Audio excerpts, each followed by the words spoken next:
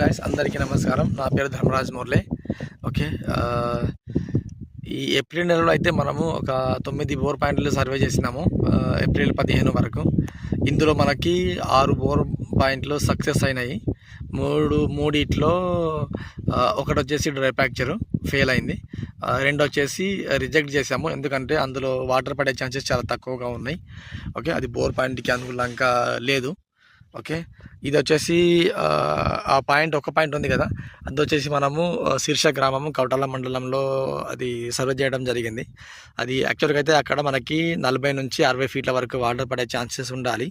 కానీ మన ఎక్స్పెక్టేషన్ ప్రకారం దాంట్లో మనకి ఏమైందంటే బోల్ డ్రిల్ చేసిన తర్వాత మనకు కొత్త విషయం తెలిసింది. అక్కడ వచ్చేసి కంప్లీట్గా డ్రై ఫ్రాక్చర్ ఉండడం వలన మనకి వాటర్ అనేది పడలేదు.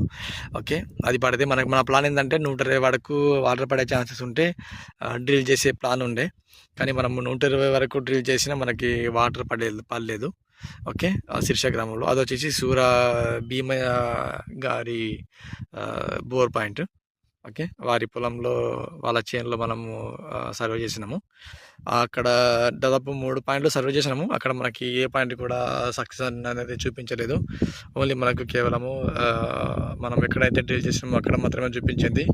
అక్కడ మళ్ళీ 40 నుంచి 50, 60 ఈ ఫీట్లలోనే మనకి వాటర్ అనేది మనకి చూపించింది.